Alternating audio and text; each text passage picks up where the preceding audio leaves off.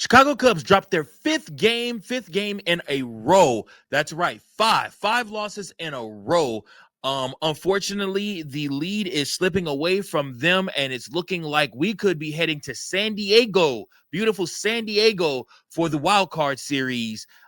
With little to no hope of a prolonged October. Things are looking bleak. Can the Chicago Cubs turn around? We'll talk about what they need to do so right after this.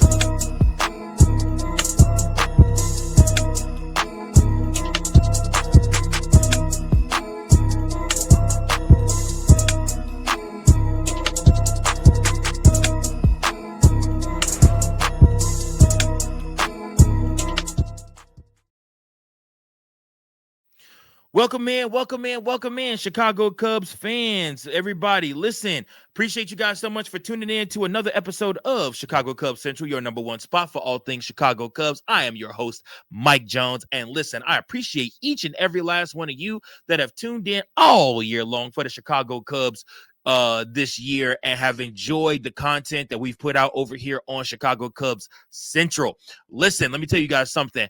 I don't know what the hell's going on, but things ain't looking too good now, are they? I mean, I really don't know how else to put it. It's to the point now where you can't do nothing but just laugh, even though this is no laughing matter. The Chicago Cubs dropped 5 games straight for a clean sweep against the Cincinnati Reds, and then come into this game, take a 6-1 lead over the New York Mets, and everybody was feeling good. Ballparks rocking. Chicago Cubs looking like, oh, yeah, man, we got this, right? And then it goes downhill from there. Cade Horton leaves this game early with back tightness as a precautionary because they do want him for the playoffs. So they remove him after the 3rd inning. And then after that, things just completely fall off the rails for the Chicago Cubs. I go to fix myself a bowl of soup and lay my son down, and I come back, and the game is tied.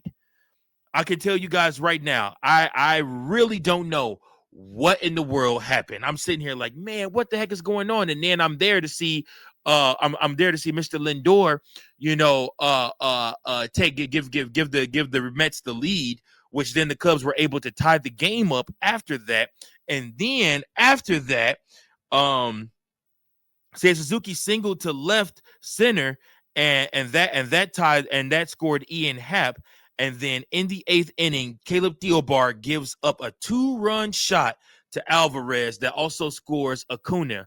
And literally, the Chicago Cubs were not able to tack on another run after that because they put in Edwin Diaz, who was one of the best pitchers in all of baseball, definitely one of the best closers. It's between him and Aroldis Chapman right now for who's the best closer in the game. And he did what closers do. He closed that door and did not allow the Chicago Cubs. They didn't just put him in the 9th inning either. He pitched 2 innings of shutout baseball to close out the game. And like I said, the Mets are fighting for something. The Cubs apparently are not. I mean, it just was what it seems like. It seems like the Cubs are just not fighting for anything.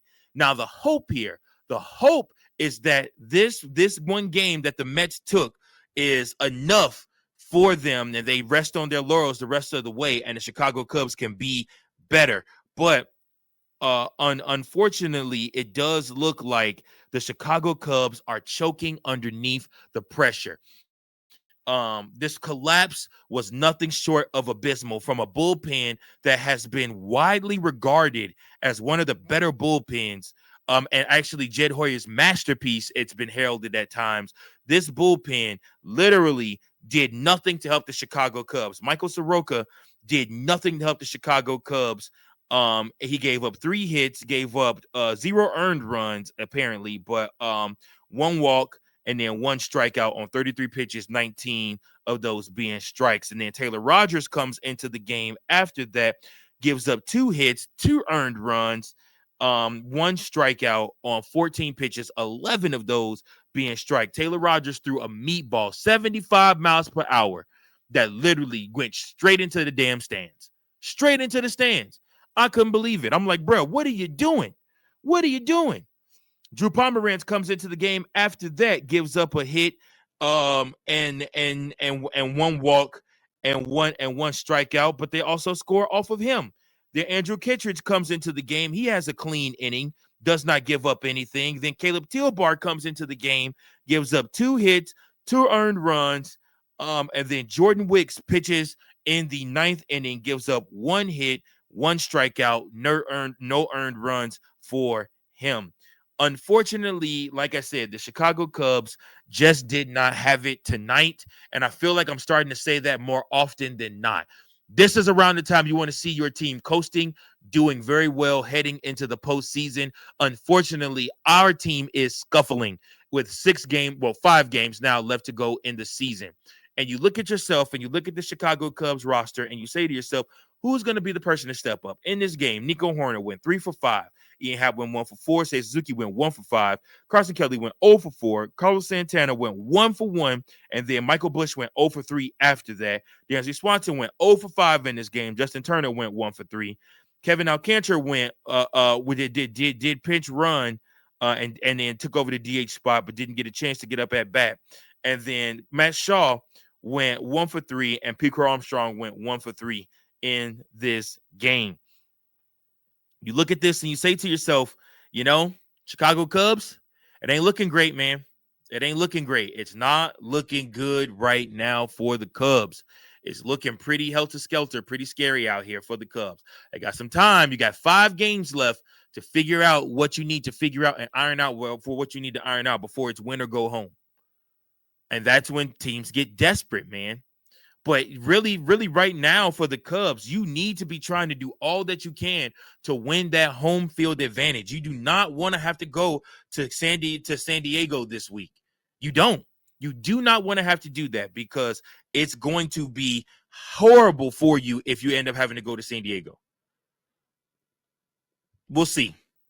We'll see. The Chicago Cubs should win tomorrow's game. We'll see what happens with that, and that'll be what our third segment of today's show, the expectation for Matthew Boyd. But I'm worried, man. I'm worried. I'm very concerned about the Chicago Cubs team. I'm very concerned about what these playoff hopes look like. It looks like it could be an early entrance and an early exit for the Chicago Cubs. Grand entrance, grand closing for the Chicago Cubs. And part of that is due to injuries, which is what we'll do next. We'll do an injury update after these messages. I have been talking ad nauseum, and I still will continue to talk about the product, the brand that has changed my life and can change yours too. What's that product? It's Dubby. It's an all-natural energy supplement that you can take on the daily to help you get through those urges, those moments when you want to nap, then when you hit the cliff, or if you had a long night the night before and need to get through another crazy day of the hustle and bustle, the 9 to 5, whatever you got going on, Dubby is your energy drink. That's right. Not to mention, when you buy a container of Dubby, it actually equals out to almost $1 per drink. You can mix it in with whatever you want, whether that be a juice, whether that be a water, whether that be some type of other energy flavored drink, whatever you want, you can mix Dubby with it and it will do the trick for you. Guys, I don't understand what you're waiting on. Dubby takes care of everything for you. All you have to do is go on to the Dubby website and place your order. And at this time, when you do that, all you have to do is put in Cubs Central Pod 2024. That's right, Cubs Central Pod 2024. And you get 10% off on your Dubby order. That's right.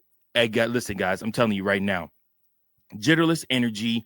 They have all different types of different flavors for you. Dubby has what you need. Be better with Dubby.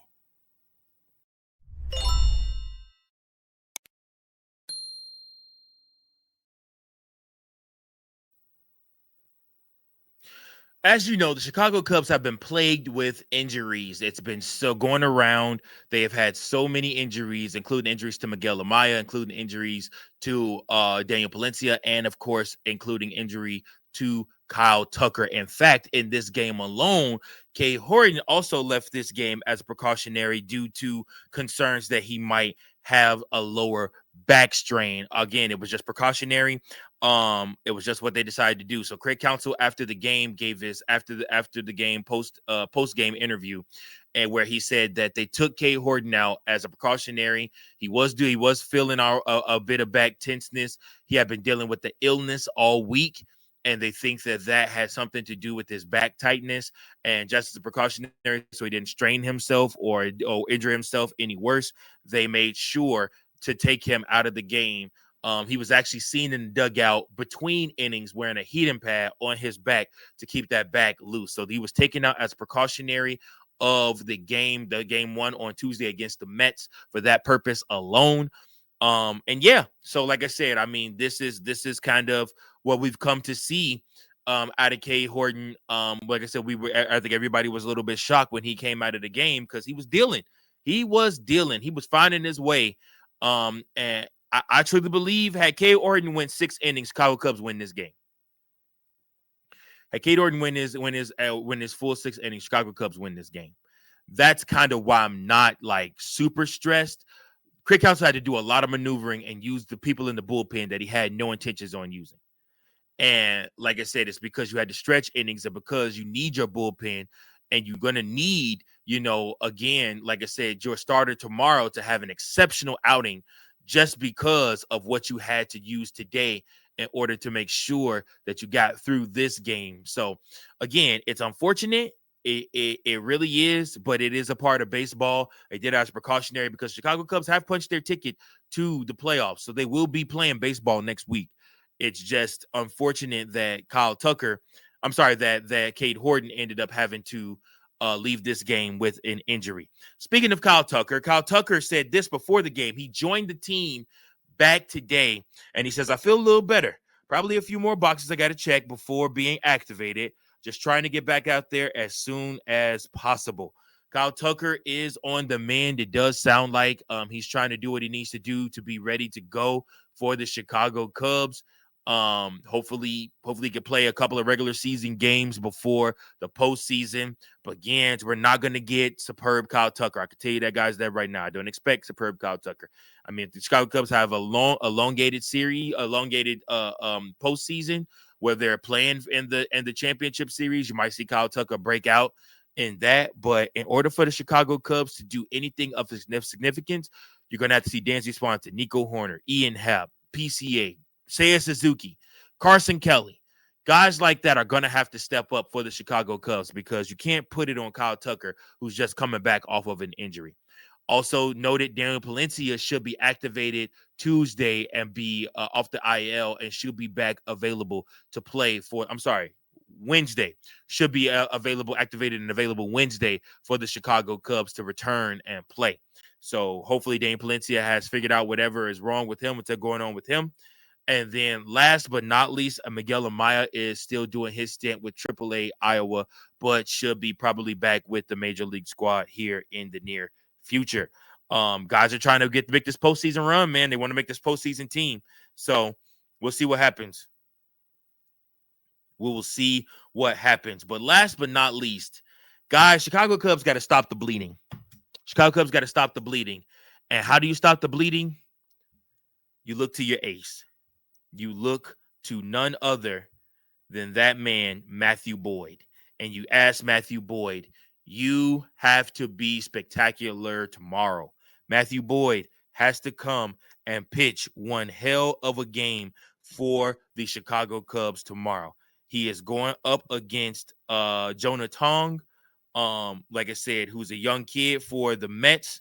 And the Chicago Cubs need to take this victory. They need to win this game, and Matthew Boyd is going to be a big part of that. Matthew Boyd, however, is in uncharted territory himself. He is pitching. He has pitched so far 174 innings, by far the most innings he's pitched in his big league career. And Matthew Boyd is looking to make a statement tomorrow with his game against the New York Mets. And again, I can't blame him for it.